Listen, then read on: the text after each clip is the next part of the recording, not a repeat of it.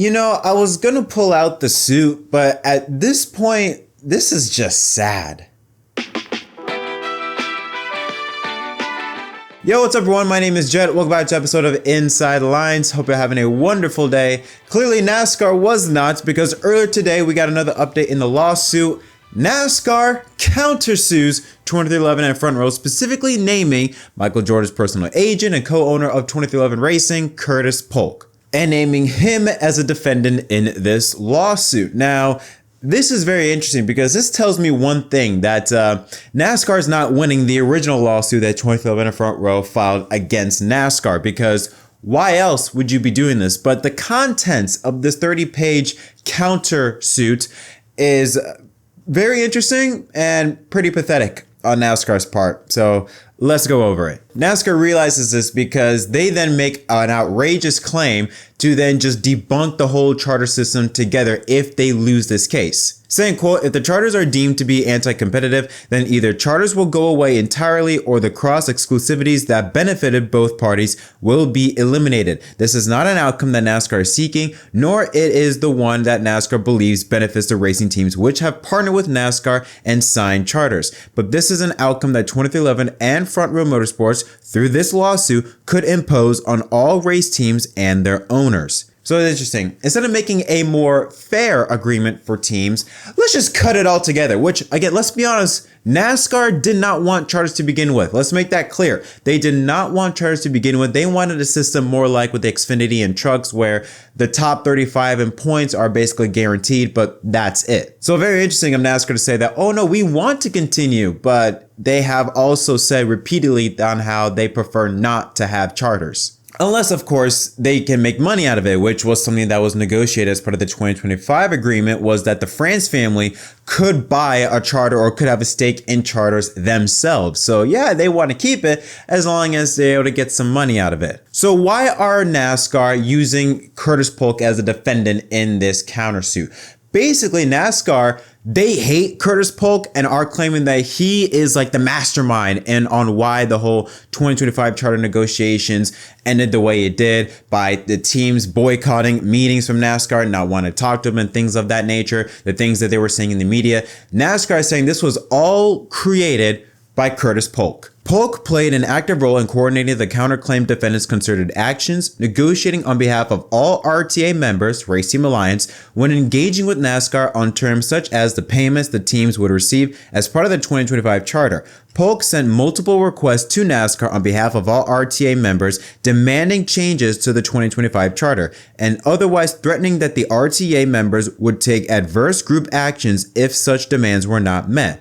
Polk's individual role was at the very center of the plot to use collusive behavior to extract more favorable commercial terms from NASCAR in the charter negotiations. These strategies and threats included, but were and are not limited to, a group boycott and threatened group boycott of NASCAR events, included televised qualifying races, negative media campaigns, meetings with at least one NASCAR media partner to affect ongoing NASCAR negotiations for a new media rights agreement, and threats coercion to other team owners to, quote, not break banks. And NASCAR is claiming that this violates Section 1 of the Sherman Act. That is in connection with the most recent charter agreements. Essentially, just to simply put, they are accusing Curtis Polk, 23XI, of violating Section 1 of the Sherman Act, of trying to basically be the middleman to try and stop everything from NASCAR from continuing forward, to try and be like the one that breaks the system or something along those lines. NASCAR goes on to mention not only that Curtis Polk was at the epicenter, at the center hub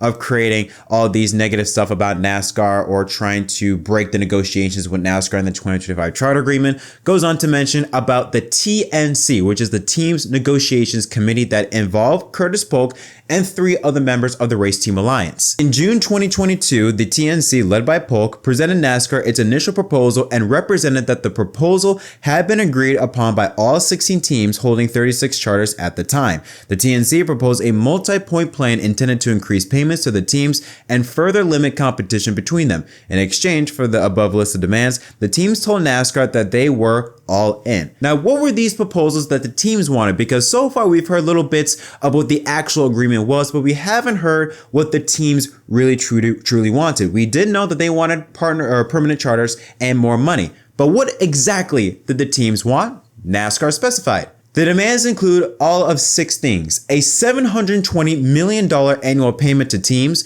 33% of all new revenue 33% of all new revenue sources that include teams' rights. So that could mean a lot of things. That could mean like maybe from merchandising, if NASCAR and that whole Lego thing, things of that nature, maybe NASCAR and gambling, that whole sports betting is becoming much more prominent part in NASCAR in today's era. 33% of media increases, so more likely the TV rights. Permanent charters, change of control provision, which if y'all don't know, is a clause within a contract that grants a party specific rights like the ability to terminate the agreement or receive payment if there is a significant shift in ownership or management control of the other party involved in the contract, such as a merger or an acquisition. And finally, additional approval rights on material issues such as the race schedule, moves towards electrification, and new industry initiatives. So that basically is like the teams kind of also having a say on whether or not NASCAR should do certain things. So like if NASCAR wants to go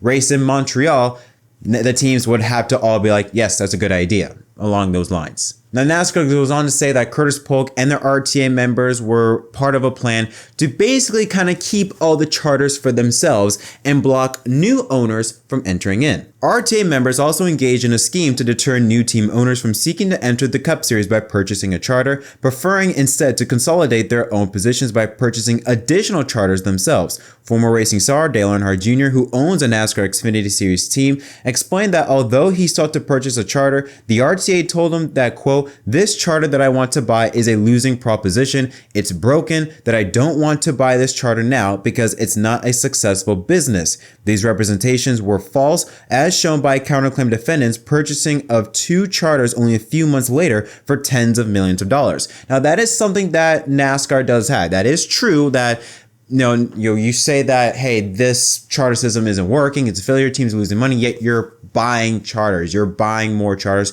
you're expanding your business. And that's something that NASCAR goes on to further claim that for Motorsports, they added a 3rd charter and are also fielding truck teams 20 through 11. Then not only did they file a 3rd charter with Riley Herbst, but they also built a brand new state-of-the-art racing shop called Airspeed, showing that, hey, this charter system is helping the teams be able to expand their racing empires. However, I think it should also be known that Dale Jr. also said that to buy a charter was costed tens of millions of dollars, and that Junior and Junior Motorsports, Dale Earnhardt, didn't think it made financial sense to enter into something where you have to pay so much when things how are looking are not even a guarantee. For example, with the permanent charters not being a guarantee. Then NASCAR puts up this section in this lawsuit, which makes them look so stupid.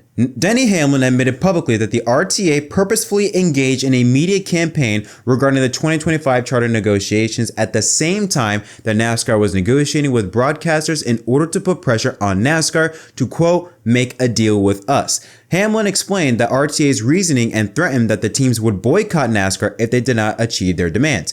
Then he goes on to quote from Hamlin's podcast, Accidental, "I don't see how you can go out and get the most money from a TV partner if you don't have your house in order. No TV partner wants any interruptions in service. And with the teams publicly saying they weren't happy with the deal, that could throw up red flags for TV." Now, the quote that I use is from Denny Hamlin's Actions Detrimental podcast, but as a reference point, they use Essentially Sports. I'm not kidding. NASCAR, their lawsuit, use Essentially Sports as a reference point. And this is what Essentially Sports use as the title headline. Denny Hamlin admits RTA deliberately made their feud with NASCAR public to sabotage and leverage new TV deal amid 75 versus 25%. Like, are you kidding me? Are you kidding me, NASCAR? First off, that is not what Denny Hamlin was saying at all. He was just pointing out by this disagreement between NASCAR, RTA, all this stuff with the charter negotiations, that it could make TV partners be a bit skeptical in, being entered into NASCAR when they don't know exactly what's going on, when they don't know if the teams are essentially all in on the 2025 charter agreement. That's what Denny Hamlin was saying. Denny Hamlin, at least according to this lawsuit, was not saying that they were purposefully trying to paint a bad image on NASCAR. Y'all did it yourselves with this. And you using an essentially sports title. Because let's be honest, with the title of the Essentially Sports article saying that Denny Hamlin admits the RTA deliberately made their feud with NASCAR public, and then you saying in your lawsuit, Denny Hamlin admitted publicly that the RTA purposefully engaged in a media campaign. Are you kidding me, NASCAR? Like, this is why I didn't want to bring out the suit. I didn't want to bring out the actual suits. I didn't want to come out here and look like a pimp or something like that, just because this is sad. This is so sad. Yo, that's the thing. We know that NASCAR is on the losing end, which is why they're doing a counterclaim or a countersuit in the first place. But you are using essentially sport. Oh, God. Anyways, NASCAR said that because of Curtis Polk, 23XI in Front Row, by doing this whole thing has damaged NASCAR's image, reputation, even when they were in the midst of a media rights negotiations with Fox, NBC, and later TNT and Prime. Now, this next part I'm going to bring in kind of furthers my point as to how I was saying that NASCAR never wanted the charter system in the first place. Counterclaim defendants' conspiracy has harmed competition. The conspiracy has eliminated competition between teams that should be direct competitors, harmed incentives to innovate, invest, and grow the sport, and anti-competitively misallocated resources. The conspiracy has also reduced performance-based competition due to the guaranteed starting positions occupying 90% of the total number of racing opportunities in any given event. These harms to competition have also harmed NASCAR. Unlike the Cup Series, the Xfinity and Truck Series, which do not operate under a charter system, have remained vibrant and expansive. While, okay, NASCAR, they do have a bit of a point there. You know, with the Cup Series, it's, even though 40 cars are available, it barely reaches that. The only time it reaches that, maybe a bit more, is Daytona, maybe an upcoming race like maybe Mexico, possibly, I don't know. But usually it's only Daytona, the one that exceeds 40 cars trying to compete for the race. It's always been 36. Whereas with the Xfinity Series, there's always been more than 40 cars or more than 36 trucks. Always been 3 or 4 drivers that have to go home because they didn't qualify on time. So they do have a point on that. However, there have been Xfinity teams like Tommy Joe Martins of Alpha Prime Racing that have supported 23XI and Front Row in this lawsuit because he agrees that the charter system released NASCAR's financial model is severely broken. So while yes, NASCAR does have a point, those Xfinity teams, that don't mean that they're happy. They know that, listen, things need to be better because right now things aren't good at all. Now, after this whole countersuit was published, NASCAR's attorney Chris Yates then went on a call with reporters to further explain some of the things that are going on with this countersuit, including stating, quote, NASCAR doesn't need the charter system, but that the teams fought for it in 2016, and the most recent agreement is, quote, fair and equitable and gives the teams what they want. My brother in Christ, do you not forget what Richard Childress literally said on how NASCAR forced them to sign it, and even though they knew that the terms were not fair, they were not right, he had to sign it. The teams had to sign it because they spent tens of millions of dollars on said charters, and they didn't want to lose that. They didn't want to essentially throw $10-20 million into a fire, which also kind of makes this thing very funny that NASCAR is suing Polk and everything for coercing and threatening NASCAR, all this stuff through this whole charter negotiations, when NASCAR threatened the teams by forcing them, here's a couple hours, here's this 100-some-odd page document, sign it or else we take everything. Everything is ours. All that tens of millions of dollars you spent, that goes in the damn trash. So, like, again, you see the logic in this. This kind of makes no sense. You're suing the teams over something that the teams are suing you for. The same thing. The teams are suing NASCAR for, being this monopolistic, company where it's like, bad company, bad people. All the only thing they care about is their money, their wallet, want to make themselves richer, and the team's poor. They don't give a shit about them. They just care more about themselves and the money. And then NASCAR is countersuing them for basically the same thing by saying that, they're acting this whole monopolistic, bad company, only care about themselves, only care about their wallets, not caring about NASCAR. And that's something that Chris Yates kind of makes a point later on by saying that NASCAR wants to work with teams to grow the sport. I don't know if 23XI and Front Row truly want to grow the sport. So I don't know what the path toward a resolution here is at the moment. Again, this is quite shocking and very delusional from NASCAR, because I think what the teams want is something is just fair, something that it is fair. Now, I'm not saying that NASCAR is completely in the wrong on some things. I do think that, for example, with having this charter system, it does kind of make it almost impossible for really any new teams, unless you have major funding in your wallet in order to come into the Cup Series. Having a charter system kind of eliminates that. That is true.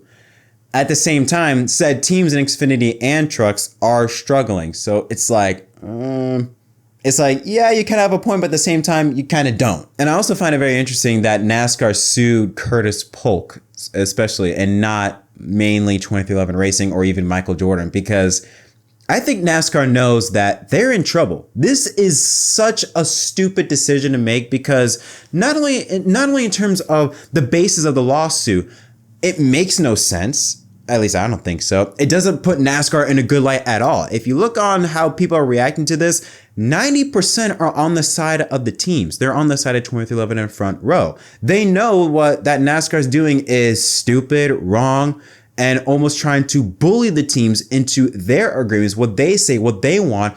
They are always having the right of way. You know, it's either their way or the highway.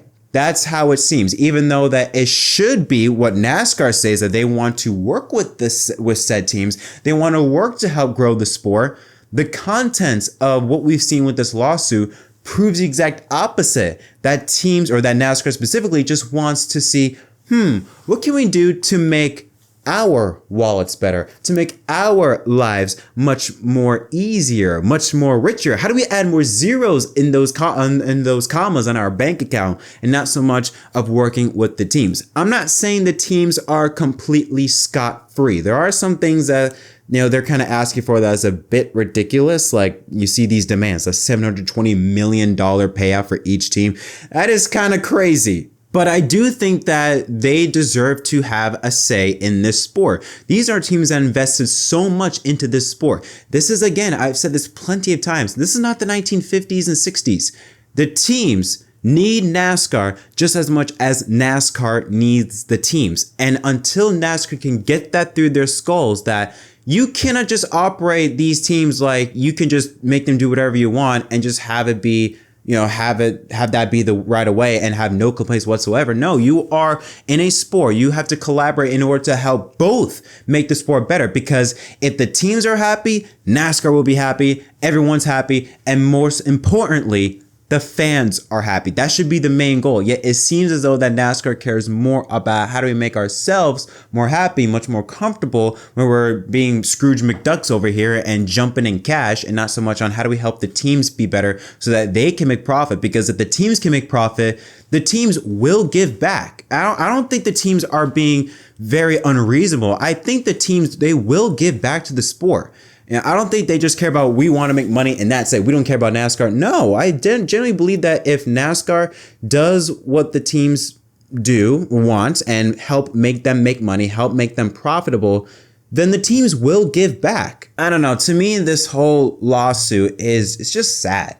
It's sad that for NASCAR to resort to these tactics, these just very stupid tactics. It's not even smart. It's not even like smart or clever in any way. It's just dumb. And the more I hear about this, I don't know. I honestly believe there is a strong possibility we could see NASCAR just outright cancel these charters and we just go back to open teams, which would not be good at all for the sport. A lot of people are saying get rid of the charter agreement, and while I understand that, I don't think y'all understand the ramifications that will happen if NASCAR decides to outright cancel the charter agreement as a whole. Because again, it's not just 23XI, it's not just front row. 16 teams have all spent tens and tens of millions of dollars. And if NASCAR were to just end the contract or the charter agreement just like that, oh, hell will pay for NASCAR. There will be hell to pay. You're going to see lawsuits flying like candy from all teams, from the teams as small as Spire and Rick Ware to the juggernauts of Joe Gibbs and Hendrick Motorsports and Team Penske. It will not be good. at all. NASCAR has put themselves in a box where no matter what, they will not win. The PR image of NASCAR is not good based on this lawsuit. People look at NASCAR as, oh, wow, this is like a monopolistic, villainous type of group. How NASCAR is treating these teams. This is not right. That's not fair. When you hear what RC is saying, a guy that's been with NASCAR for a decade, saying how he was forced to do this, he was being put at gunpoint to do this. Again, it doesn't look good for NASCAR, and them basically kind of digging themselves in, digging to bedrock at this point, and not understand that, listen, the teams want to work with you, but you're going about this in a way that is a one-way street. What we say is right no matter what. Yeah, you gave them some extra money, okay, but the team still can't make a profit. And when you see NASCAR, they have been on record about earning reports and things like that, where they're making more money now than ever before, yet teams are struggling to stay afloat. That does not look good at all. It's just the hypocrisy. It's a complete hypocrisy for NASCAR to basically call out 2011 Front Row for doing the same thing that they were doing to the teams. And I don't know. I don't know what it's going to take for NASCAR to understand it. And maybe they do. Maybe, the France family, they know what NASCAR is doing. They know what they're doing. And I just think maybe they just don't want to admit it. They want to keep things the way it has been since the beginning of NASCAR. Newsflash for the France family. Jim France is 2025, not 1965. Get with the times.